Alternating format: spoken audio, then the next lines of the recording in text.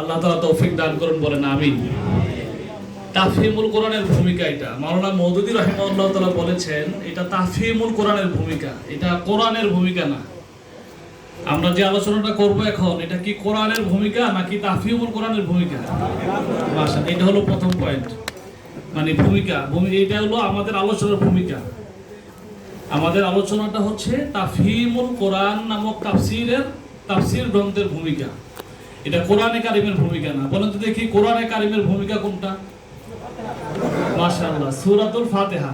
সূরাতুল ফাতিহা হচ্ছে কোরআনে কারিমের ভূমিকা। আল্লাহ তাআলা এটা ভূমিকা হিসাবে কোরআনে কারিমের শুরুতে উল্লেখ করেছেন। আর প্রত্যেক তাফসীর গ্রন্থকারী তার তাফসীরের একটা ভূমিকা উল্লেখ করেছেন শুরুতেই। তো তাফহিমুল কোরআনের যে ভূমিকাটা খুবই সমৃদ্ধ, রিচ একটি ভূমিকা, এটি খুবই গুরুত্বপূর্ণ আমাদের কোরআন অধ্যয়নকারীদের জন্য। এখন আমরা এই ভূমিকাটাকে কয়েকটি পয়েন্টে, আমি ক খ এভাবে লিখবেন। ক, পাঠকের সংকট, অর্থাৎ পাঠকের সংকট মানে পাঠক সংকট না, পাঠক সংকট আর পাঠকের সংকট পার্থক্য আছে কিনা?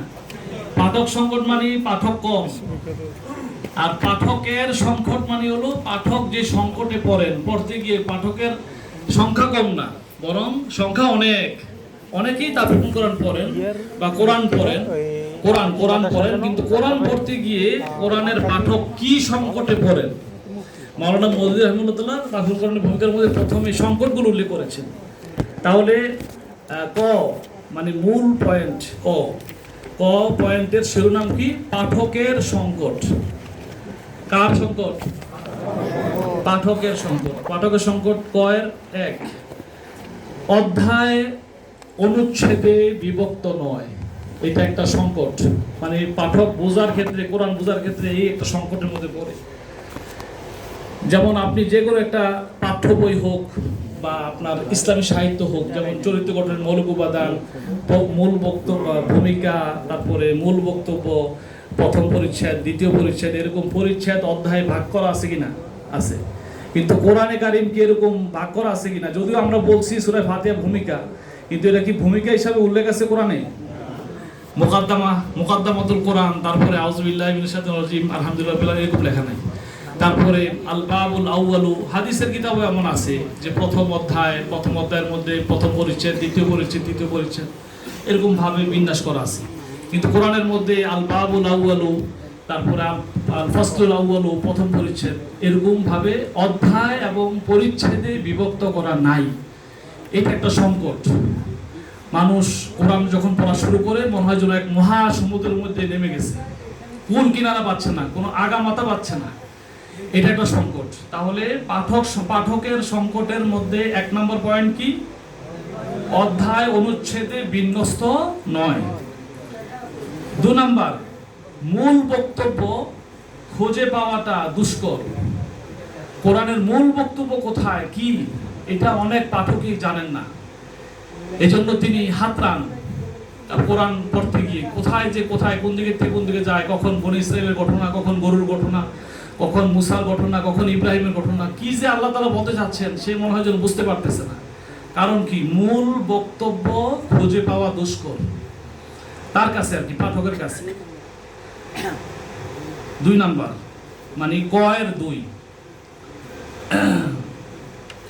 আচ্ছা, এই দুইটাই সংকটের দুইটাই।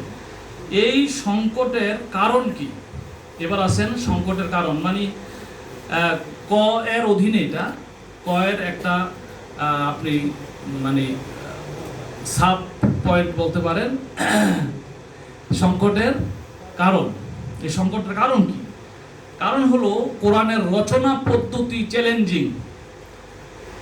অর্থাৎ কোরআন যে আল্লাহ তাআলা যেই পদ্ধতিতে রচনা করেছেন, এটা চ্যালেঞ্জিং একটা পদ্ধতি। চ্যালেঞ্জিং করার জন্যই এই পদ্ধতিটা অবলম্বন করেছেন। অনুচ্ছেদ, অধ্যায় এভাবে ভাগ করেন নাই, এটাকে চ্যালেঞ্জিং কিতাব হিসাবে উপস্থাপন করার জন্য। আচ্ছা, এইটাই হলো কারণ, আর কোনো কারণ নাই। রচনা পদ্ধতি চ্যালেঞ্জিং। রচনা পদ্ধতিটা কি? চ্যালেঞ্জিং।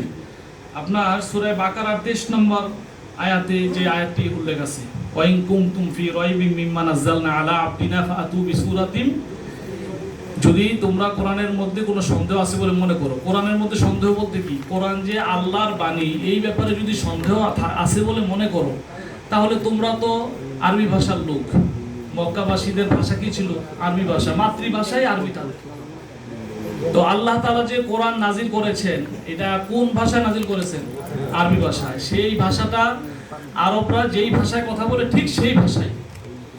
তো এই ভাষায় নাজিল করার পরে আল্লাহ তাআলা একবারে লেভেল প্লেইং ফিল্ড যাকে বলে এটা নিশ্চিত করেছেন।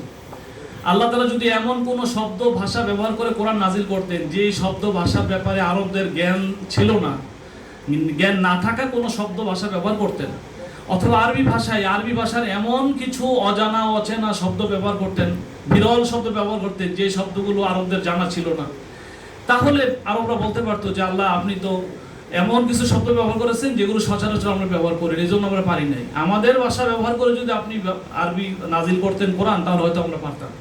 এটা যেন বলতে না পারে আল্লাহ তাআলা কোরআনে কারিমে এমন একটা শব্দ ব্যবহার করেন নাই যে শব্দটার ব্যাপারে আরবদের জানাশোনা ছিল না।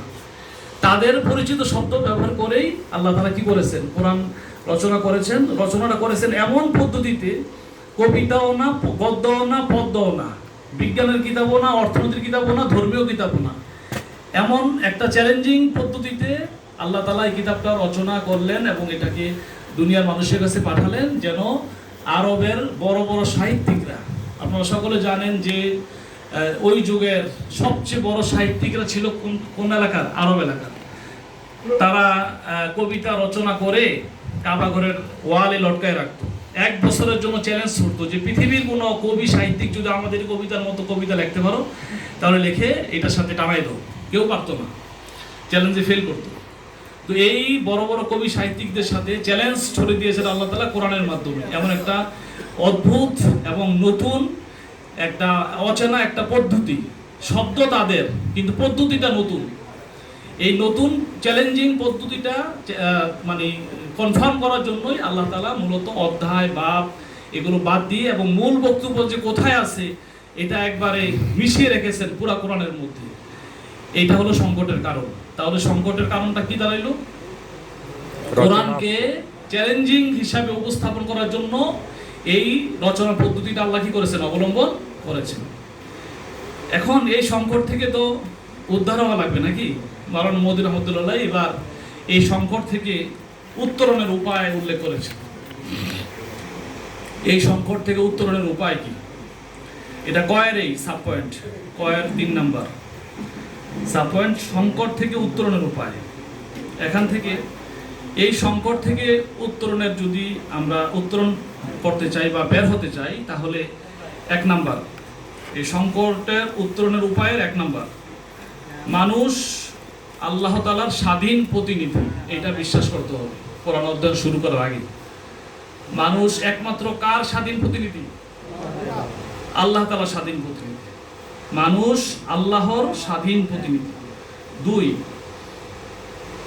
মানুষ জীবনের সকল ক্ষেত্রে একমাত্র আল্লাহর অধীন। মানুষ একমাত্র কার গোলাম? একমাত্র আল্লাহর গোলাম। এই বিশ্বাসটা নিয়ে অধ্যয়ন শুরু করতে হবে। তাহলে সংকট আস্তে আস্তে কাটা শুরু করবে।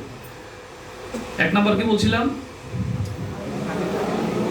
স্বাধীন প্রতিনিধি। প্রতিনিধির কাজ কি?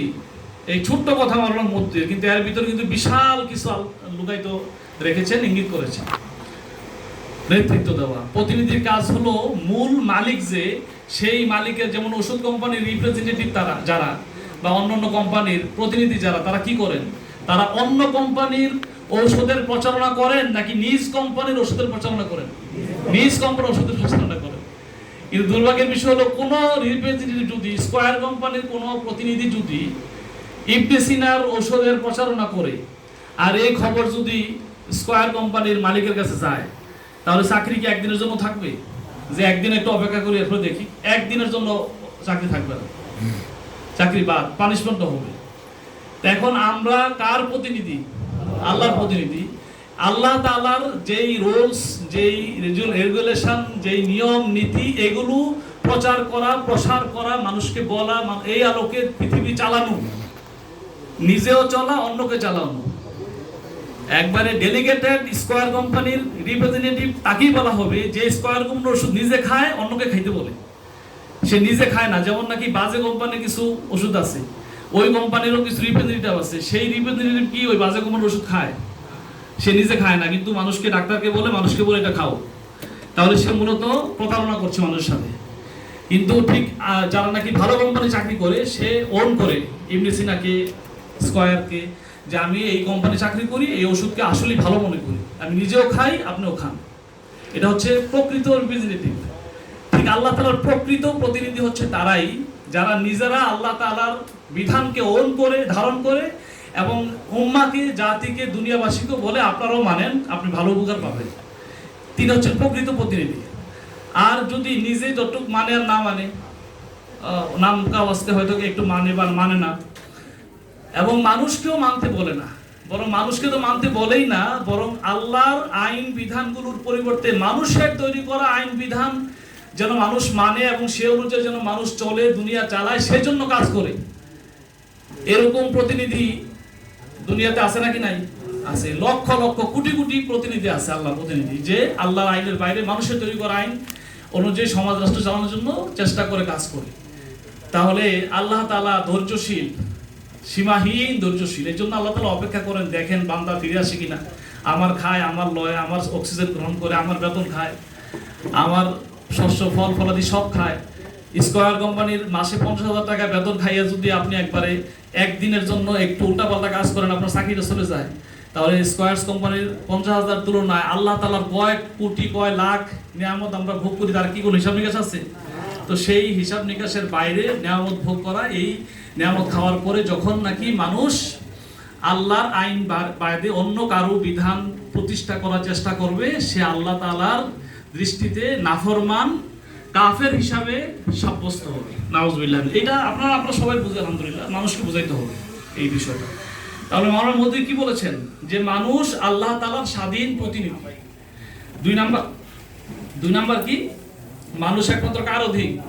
আল্লাহর অধীন। আমি কারো অধীন, আমি কারো অধীনস্থ মেনে নেই না। আমি শুধুমাত্র একমাত্র পরাধীন কার কাছে? আল্লাহ তাআলার কাছে। আর দুনিয়ার কারো কাছে আমি পরাধীন হতে রাজি না। এটা মাথায় নিয়ে পড়া শুরু করতে হবে কোরআন। 3 নাম্বার, পৃথিবীতে পাঠানো সর্বপ্রথম 2 মানুষ হেদায়েতের আলোর উপর প্রতিষ্ঠিত ছিলেন। আরো সংক্ষেপে লেখেন যে সর্বপ্রথম 2 মানুষ সত্যের উপর ছিলেন, তাদের ধর্ম ছিল ইসলাম। সেই 2 মানুষের নাম কি? আদম এবং ইব্রাহিম আলাইহিস সালাম, আদম এবং হাওয়া। আদম এবং হাওয়া প্রথম মানুষ, প্রথম নবী, সবাই আদম। প্রথম মানুষ আদম, প্রথম নবীও কি আদম। তাদের ধর্ম কি ছিল? ইসলাম। তারা সঠিক ইসলামের আলোর উপর প্রতিষ্ঠিত ছিলেন। এই চিন্তাটা মাথায় রাখতে হবে, তাহলেও কোরআন বুঝতে সহজ হবে, সংকট থেকে উত্তরণের সহজ হবে। এটা কেন ভাই? আমাদের দেশে অধিকাংশ বইয়ের মধ্যে, এমনকি বিসিএস পরীক্ষার গাইডের মধ্যে আপনি পাবেন যে পৃথিবীর সনাতন ধর্মের নাম কি। সেখানে 4টা অপশন দেওয়া আছে: ইসলাম, হিন্দু, বৌদ্ধ, খ্রিস্টান অথবা ইহুদি খ্রিস্টান। এর মধ্যে আপনাকে কোনটা টিক দিতে হয়? নো, হিন্দুতে টিক দিতে হবে। ইসলামে টিক দিলে আপনি নাম্বার মাইনাস হবে। সনাতন ধর্ম, সনাতন অর্থ কি? পুরাতন, আদি। তাহলে আদি ধর্ম কি হিন্দু ধর্ম? হিন্দু ধর্ম শুরু হয়েছে নূহ আলাইহিস সালামের সময় থেকে। এর আগে এই মূর্তি পূজার কোনো অস্তিত্ব পৃথিবীতে ছিল না। মূর্তি পূজা নামক ধর্মের, এটা মানুষের শয়তানের তৈরি করা একটা ধর্ম। এখন আর মানে আদি ধর্ম, তাহলে আদি পিতা আদম আলাইহিস সালাম। আদম আলাইহিস সালামের আগে কি কোনো মানুষ আছে? মানুষ নাই। তাহলে আদম আলাইহিস সালামের ধর্মের নাম কি? ইসলাম। তাহলে সনাতন ধর্মের নাম কি? ইসলাম। এটা আমরা লালন করতে হবে, তাহলে অনেক সংকট কেটে যাবে। আপনার এই যে মানুষ, আমাদের সমাজের মধ্যে অনেক এরকম